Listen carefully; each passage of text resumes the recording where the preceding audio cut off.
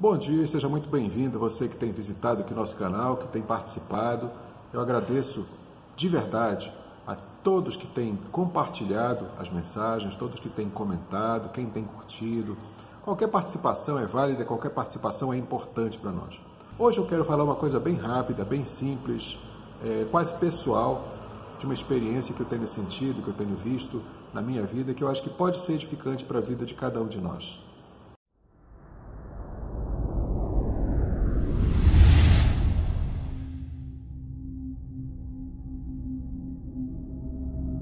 O que eu quero falar é sobre intimidade com o nosso Pai, com o nosso Paizinho celeste, que nosso Criador, com o nosso Senhor, aquele que espera por nós depois que todas as coisas nessa terra que nós vivemos forem transformadas, forem transubstanciadas naquilo que Ele nos criou, a exemplo do que Ele é. Porque Ele nos criou à imagem e semelhança dEle. E com certeza não foi esse corpo de carne e osso que é a imagem e semelhança dEle. O que Ele criou a imagem e semelhança foi o nosso corpo real, nosso corpo verdadeiro, que é o nosso corpo espiritual, que é muito mais do que essa casca de carne que nós habitamos. Então, esse nosso Paizinho, Ele nos criou para que nós tivéssemos comunhão com Ele, para que nós estivéssemos na presença dEle o tempo todo, participando da vida dEle e Ele participando da nossa vida o tempo todo, 24 horas por dia. Lá no Éden, quando Ele criou o varão e a varoa, que então nem eram chamados de Adão e de Eva, mas quando Ele criou o homem e a mulher, Ele criou para que houvesse comunhão, para que houvesse proximidade, para que houvesse aquela realidade de estarem participando da vida um do outro. Tanto é que a cada viração do dia, a cada finalzinho de tarde, Ele vinha visitar a sua criação, que então não eram filhos, que nesse momento não eram filhos porque Ele não tinha determinado receber por adoção ao homem e à mulher. Isso aconteceu após a vinda de Jesus como filho primogênito, que começou a filiação por adoção de cada um de nós que recebe ao Filho dele como Senhor e Salvador. Mas naquele momento, o varão e a varoa eram criaturas de Deus, colocadas no Éden para governar, para comandar. Tanto que Adão deu nome a todas as coisas que estavam naquele lugar, e o próprio Senhor disse: sujeitai a terra à sua vontade, ao seu domínio, ao seu governo. Esse era o governo, essa era a vontade, essa era a ordenança de Deus para aquele homem, para aquela mulher. E essa comunhão, ela foi quebrada pela desobediência, porque Deus foi muito claro com eles: olha, vocês podem fazer quase tudo o que vocês quiserem, quase tudo, 99% das suas vontades vocês podem fazer, mas uma eu não quero que vocês façam. Uma coisa que vocês podem de repente querer fazer, vocês podem pensar fazer, eu quero que vocês se abstenham, que é aquela árvore que fica no meio do jardim. Aquela árvore, ela vai trazer para vocês uma coisa que não é boa, vai trazer para o coração de vocês o desejo de pecar, o desejo de ir além do propósito para o qual vocês foram criados. E eu não quero que vocês pervertam o coração de vocês, não quero que vocês voltem-se para o mal. Eu quero que vocês continuem na raiz do bem, no qual vocês foram plantados. Infelizmente, naquele jardim maravilhoso, no Éden, Éden em hebraico, para quem não sabe, significa delícias. Então, o jardim do Éden era o jardim das delícias. Infelizmente, naquele lugar não estava só o varão e a varoa. Existia também a serpente. Essa serpente que se revoltou, que se rebelou contra o Criador lá na eternidade, antes da criação do mundo, antes da fundação desse mundo que nós vivemos. E essa serpente estava lá no jardim. E essa serpente foi tentar fazer tentação ao homem e à mulher. Achou que a mulher era mais suscetível, era mais fácil de ser enganada por algum motivo. Não estou querendo colocar a mulher em situação de inferioridade de forma alguma, pelo contrário, eu acho que a esperteza da mulher, em maioria dos momentos, é bem superior à esperteza do ser masculino. Mas, naquele momento, a serpente achou que era mais fácil convencer a mulher. Até porque uma coisa que é muito interessante em nós, caso a gente não tenha percebido, mas Deus age muito em cima dos detalhes, das minúcias da criação. E até mesmo para seduzir, a mulher, até hoje, ela é muito mais seduzida pelo que ela ouve do que pelo que ela vê. Por que você acha que as revistas masculinas, que apresentam mulheres bonitas, seminuas ou nuas, fazem tanto sucesso com a população masculina, mas as revistas que seriam femininas, com homens despidos, ou em algum tipo de situação que deveria ser excitante, não fazem sucesso com as mulheres? O público-alvo da revista dita feminina, na verdade, são os homossexuais. Quando você pega uma revista, existem várias, aquela G Magazine é a mais famosa, mas com certeza existem outras. Qual é o público-alvo dessa revista? Quem é que compra essa revista? Os homossexuais. Porque eles, como homens, como pessoas que têm a mente moldada da forma masculina, são atraídos pelo que veem. Porque essa é a atração para o homem, para o ser masculino. O ser masculino é atraído pelo que ele vê. Por isso as revistas femininas fazem tanto sucesso e as revistas que eram para ser femininas atraem ao público homossexual, porque eles têm essa característica masculina de serem atraídas pelo que veem, só que o que eles gostam é o corpo masculino, então eles vão atrás disso. A mulher que nasceu como mulher, com fenótipo, com genética feminina, não é atraída pelo que ela vê e automaticamente ela normalmente ignora. Quando ela pega uma revista como essa, é mais para rir com as amigas, para fazer comentários, achar engraçado, rir de alguma coisa, do que realmente para se excitar. A mulher, ela é excitada pelo que ela ouve. Por que a maioria dos homens que se dizem conquistadores, eles dizem que eles passam cantada? É uma cantada, eu vou passar uma cantada naquela gatinha, eu vou passar uma cantada naquela mulher, naquela gata. Por quê? Porque é pelo ouvir. É pelo ouvir que ela é seduzida. A serpente, sabendo disso, seduziu a mulher pelo ouvir. Disse para ela, primeiro, uma meia-verdade. Porque é muito mais fácil você enganar alguém com uma meia-verdade do que com uma mentira. Se eu disser para alguém, maçã é azul, a pessoa, espera lá, isso é uma mentira. Eu estou vendo que a maçã é vermelha, algumas são até verdes, ou amareladas, ou alaranjadas, quando mistura o verde com o amarelo com o vermelho. Agora azul, eu nunca vi uma maçã azul. E automaticamente qualquer pessoa diria, isso é mentira. Mas se uma pessoa fala para você uma coisa meio termo entre a mentira e a verdade, uma verdade escamoteando uma mentira por baixo dela, é muito mais fácil de te enganar. E o que foi que a serpente fez? Ela chegou com a Eva e disse, Eva, não é verdade que vocês podem comer de tudo que existe nesse jardim? Eva disse, não é bem assim. A gente pode realmente comer de tudo, mas tem uma que a gente não pode comer, que é aquela árvore que fica no meio do jardim. Então não é de tudo, tem uma que não deve. Aí a serpente disse, por quê? Porque Deus disse que o dia que a gente comesse daquele fruto, nós iríamos morrer. Aí a serpente, mas é claro que vocês não vão morrer. Imagina, Deus criou vocês como o ponto alto da criação, como a obra-prima das mãos dele. Como é que ele ia matar vocês assim, Eva? Para de ser besta. Claro que vocês não vão morrer. Pode comer à vontade, vocês não vão morrer. A serpente, por um lado, estava falando a verdade, porque a morte física realmente não viria através de comer aquele fruto. Presta atenção, não é maçã, tá, gente? Eu falei maçã ainda agora no exemplo da cor, por uma questão de exemplo, tá? Aquele fruto que a Eva comeu, que Adão comeu, não é maçã. O fruto do conhecimento do bem e do mal não existe no nosso mundo atual. Maçã é um fruto feito por Deus que você pode consumir à vontade. Não é pecado comer maçã, nem pera, nem banana, nem manga, nem nenhum fruto que exista na nossa terra hoje. O fruto do conhecimento do bem e do mal ficou trancado lá dentro do Éden, que Deus colocou 2 querubins na porta para ninguém mais poder entrar lá. Então, tira da sua cabeça que aquele fruto é maçã, aquele fruto não é maçã, tá bom? Mas a Eva comeu, viu que ela não morreu, porque a morte não seria física, a morte seria espiritual, porque a palavra de Deus diz que o pecado causa separação entre o homem e Deus, equivale à morte espiritual.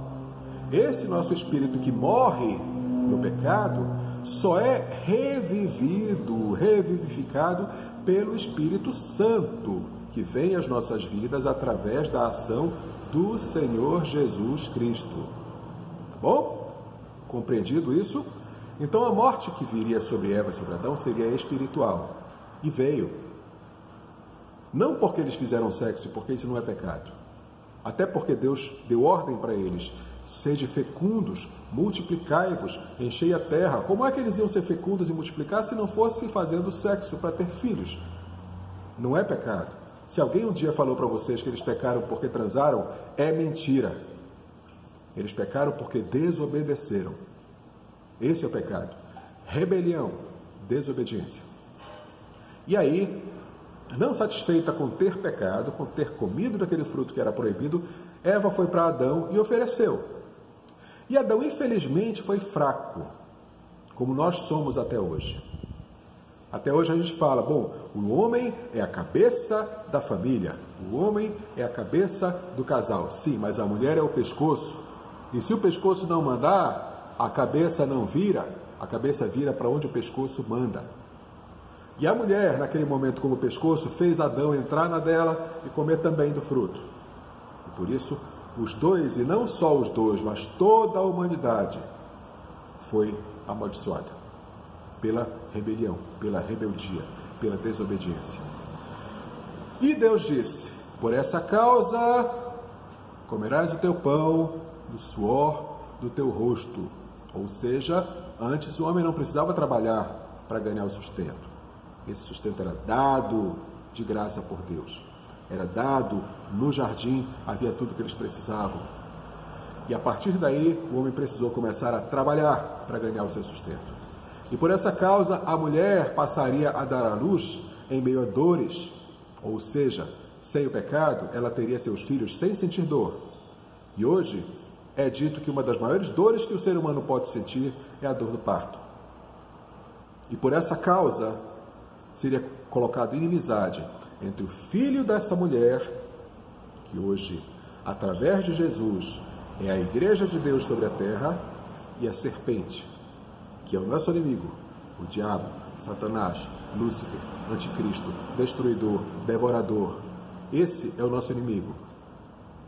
Um anjo caído que se tornou um demônio, que até hoje está atormentando nossas vidas, e que a terra foi entregue para ele, lá por aquele nosso antepassado Adão. Porque Deus disse para Adão naquele momento, sujeitai a terra, dominai, governa essa terra. E na hora que o homem caiu, essa autoridade que ele recebeu, não caiu na terra, junto com o próprio homem, pela desobediência. Essa autoridade, essa chave de autoridade, foi dada para aquela serpente que ganhou aquela batalha. E por isso que o próprio Jesus falou, o mundo jaz no maligno, porque a autoridade sobre esse mundo foi dada ao maligno por Adão. Por isso que a palavra diz, por um só homem entrou o pecado no mundo, Adão. E por um só homem esse pecado é retirado do mundo, Jesus. Hoje, através desse Jesus, que nos resgatou das trevas, que nos resgatou do perdição, do inferno, da morte eterna, da desobediência, nós somos colocados em comunhão direta com Deus. E o nosso espírito que estava morto é vivificado pela presença de Jesus. Mas todo ser vivente precisa de alimento. Esse corpo físico aqui, se não tiver alimento material, carne, cereais, grãos, todo tipo de alimento que existe à nossa volta, esse corpo fica fraco, desidrata e morre. Assim também é o nosso corpo espiritual, ele também precisa de alimento, porque ele estava morto pela desobediência. Quando você encontra Jesus, entrega sua vida a Ele, o próprio Espírito Santo vem e vivifica esse seu espírito que estava morto, ele volta a viver, mas precisa de alimento. Qual é o alimento para o seu espírito? Oração, jejum, palavra de Deus. Ou seja, intimidade com Deus, porque o jejum enfraquece seu corpo físico, fortalece seu corpo espiritual. A oração é a conversa face a face com Deus. O estudo da palavra é ouvir, entender, ler o que o Senhor tem para ti. E essa comunhão, esse contato, esse convívio diário, parecido com o que Adão tinha todos os dias na viração do dia, é o que alimenta o seu espírito. E disso nós precisamos urgentemente para que nosso corpo espiritual possa ser alimentado e possa ser fortalecido e permanecer firme na palavra. A minha experiência pessoal com isso, que é o que eu falei desde o começo que eu iria falar, é que eu gosto muito de levantar cedo, de acordar cedo, para ter esse momento de leitura da palavra, de meditação sobre a palavra, porque às vezes a gente lê, relê e não medita. Mas a própria palavra ensina como nós devemos fazer. Meditai nessas palavras de dia e de noite. Faça essas palavras serem vida na sua vida, no seu espírito, a cada momento. E eu gosto de levantar cedo para meditar na palavra, ou eu lendo, ou então lembrando do que eu já li, e meditando e entendendo um pouco mais, e conversando com meu paizinho, conversando com Deus. E eu gosto de levantar cedo para isso, e o Senhor é tão fiel que Ele me acorda, Ele me chama. Eu tive uma experiência há muitos anos já, eu morava em outra casa, e que de manhã cedo, nesse horário que eu costumo despertar, por volta de 5, 5 e meia da manhã, mais ou menos, atualmente às vezes eu desperto até mais cedo, já houve noites de eu despertar 2 e meia, 3 horas da madrugada, mas isso depende do dia. Eu acho que Deus tem um propósito diferente a cada dia na nossa vida, né? De acordo com o nosso cansaço, de acordo com a nossa disposição, de acordo com a nossa proximidade, intimidade que nós estamos naquele momento. Mas naquele tempo eu despertava sempre por volta de 5h15, 5h20, 5h30, e um belo dia eu estava dormindo e de repente, nesse horário, próximo das 5h30, eu subitamente acordei, subitamente despertei. Olhei para fora pela janela, achei ainda um pouco escuro, o sol ainda não tinha nascido, ainda estava um pouco escuro. Eu pensei comigo mesmo, bom, está muito cedo, ainda não está na hora de levantar. E pensando nisso, com a preguiça que o nosso corpo sente, virei para o lado, tentei dormir de novo, de repente, numa espécie de sonho ou visão, eu não sei definir exatamente se era sonho ou se era visão, alguém chegava comigo, um homem chegava comigo e me dizia, olha, teu pai quer falar contigo. E eu de repente levei um susto, porque eu não morava na casa do meu pai nessa época, eu morava numa outra casa. E às vezes frequentemente falava com meu pai por telefone, ou visitava, ou na casa dele, ou no trabalho dele. E de repente, naquele horário, esse homem chega comigo e diz, teu pai quer falar contigo. Eu levei um susto. Eu olhei para fora, olhei na direção do corredor da casa que eu morava, perguntei, mas meu pai? Eu não ouvi o telefone tocar. Aí esse mesmo homem dizia para mim, não é esse pai. Não é desse pai que eu estou falando. Aí eu entendi. O meu paizinho eterno, que estava já contando com a minha presença todos os dias, nesse horário, para ter comunhão, para conversar, era a nossa viração do dia. Era a nossa viração do dia, todos os dias nesse momento, nesse horário. E de repente eu fiquei meio preguiçoso. E o meu pai disse, olha, Anjo, vai lá, dá uma cutucada, diz que eu quero falar com ele agora. E eu acordei, pedi perdão pela falta de compromisso e tive comunhão com meu pai. Conversei com ele, li a palavra dele, meditei na palavra dele. Nem sempre foi assim, já houve momentos que eu fiquei um pouco mais distante. E o nosso pai é tão respeitador, ele é tão completo, é um cavalheiro completo, que ele respeita até mesmo a nossa distância. E nos momentos que eu estive distante, ele respeitou a minha distância. Mas no momento que eu procuro de novo por ele, ele está ali, pronto para me receber de braços abertos. Esses dias agora, eu falando com uma pessoa muito próxima de mim, que é uma pessoa muito ligada a Deus, uma pessoa assim, bastante temente a Deus, que tem uma vida de oração, de jejum, de contato com Deus muito grande. E nós estávamos falando sobre as coisas que têm acontecido no nosso mundo esses dias agora, todas essas transformações sociais, tudo isso que está vindo à nossa frente, tudo isso que está profetizado desde Isaías, desde Gênesis. Nós vemos profecias falando sobre esses dias de hoje, esses dias difíceis e duros que nós vamos enfrentar na volta do nosso Senhor. E conversando com ela, eu disse, olha, eu estou orando muito porque pelas pessoas salvas, a gente sabe que vai haver perseguição, a gente sabe que vai ter sofrimento, a gente sabe que vai ter, inclusive, perda de vidas. Mas as pessoas salvas estão incluídas naquilo que Paulo disse, o meu viver é Cristo, morrer é lucro. Mas e aqueles que não estão salvos, que vão passar pela dificuldade, que vão passar pela fome, pela guerra, pela peste, e no final disso tudo não tem nem a salvação? Deprime pensar nisso, entristece pensar nisso. Dá um aperto no coração muito grande pensar nisso. E o pior é que nós que conhecemos a palavra, que sabemos das estratégias do inimigo para esse período, talvez não tenhamos muita saída, que vai ser ou permanecer fiéis ao Senhor e perder a vida por Ele, que isso vai acontecer, não pense que não, ou negar a nossa fé, perder a vida eterna para manter a vida terrena, que com certeza não é uma boa opção. E ela disse que tem orado muito por esses dias de hoje, e a palavra que ela tem recebido de resposta do Senhor o tempo todo é: santifique-se. Santifique-se. Você sabe o que é santo? Você sabe o que é santidade? Você sabe o que é santificação? A palavra santo significa separado. É a mesma raiz da palavra igreja. Igrejas são os chamados para fora, os chamados para fora daquele mundo de religiosidade, de pecado, de perdição. Então a igreja foi chamada para fora, ela foi chamada para sair desse mundo. E o santo, ele é o separado, é aquele que é separado dos pecados, das impurezas, é separado daquilo que domina a mente da população em geral.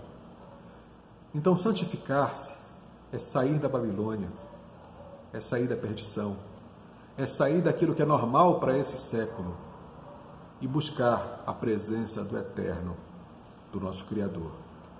É buscar uma vida de retidão, de justiça. É buscar uma vida obedecendo ao Senhor até o último momento e não se deixando seduzir pelo que vemos nem pelo que ouvimos. Não caindo nas ciladas da serpente.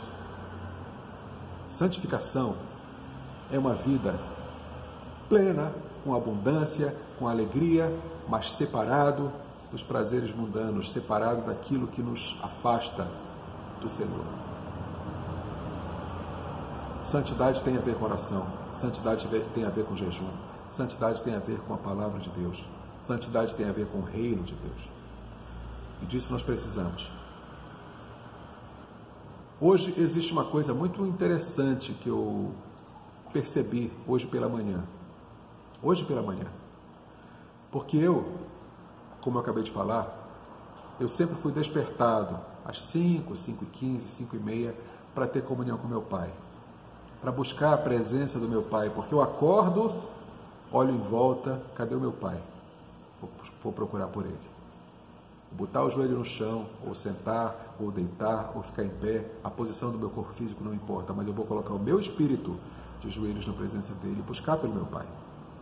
E eu tenho uma filha de 3 anos, vai fazer 4 anos no mês que vem, que é uma preciosidade, é uma princesa, é o tesouro da minha vida nesses últimos tempos.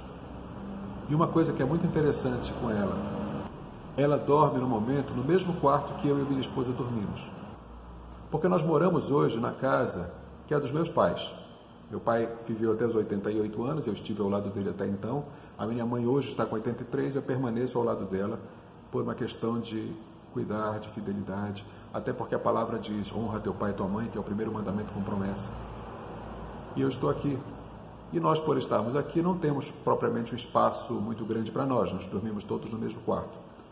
E eu levanto de manhã cedo para continuar buscando pela presença do meu pai e para não ficar fazendo barulho dentro do quarto onde ela e a mãe estão dormindo, eu saio do quarto, vou para a sala ou para algum outro local onde eu possa orar com mais liberdade. E é invariável que eu começo a orar por volta de 5h30, quando dá umas 6 e pouco, 6h30, a minha filha aparece na sala atrás de mim. E ela, na inocência infantil e alegre dela, ela vem sorrindo e quando ela me encontra, ela diz, te achei! Esse é o prazer dela como filha, de encontrar o pai pela manhã. Que esse seja o prazer de cada um de nós como filhos, de encontrar o nosso paizinho a cada manhã. É tão gostoso estar na presença dele, é tão gostoso perceber que ele está ali e nos abraça, e nos recebe e nos ama. Que eu desejo para cada um de nós essa alegria, esse prazer, essa felicidade que a minha filhinha sente ao encontrar o pai pela manhã. Que nós também sintamos essa mesma felicidade ao encontrar nosso pai a cada manhã. Podemos sentar no colo dele, abraçar, sentir o cheiro dele e conversar com Ele. Dizer para Ele o quanto nós o amamos. Não precisamos nem pedir nada, porque Ele sabe o que nós precisamos. Se nós quisermos pedir, Ele está ali para ouvir. Mas principalmente, dizermos a Ele o quanto nós o amamos e permanecer na presença dEle, no colo dEle, porque esse é o melhor lugar que nós podemos estar em todo o universo. Que você possa viver nessa palavra, crescer nessa palavra, permanecer na presença de Deus todos os dias da tua vida, até a consumação dos séculos. Que o Senhor abençoe e guarde sua vida, que Ele tenha misericórdia de ti, te dê paz, alegria, prosperidade, graça. Principalmente, graça. Em nome do nosso Senhor Jesus. Yehoshua HaMashiach. Amém e Shalom.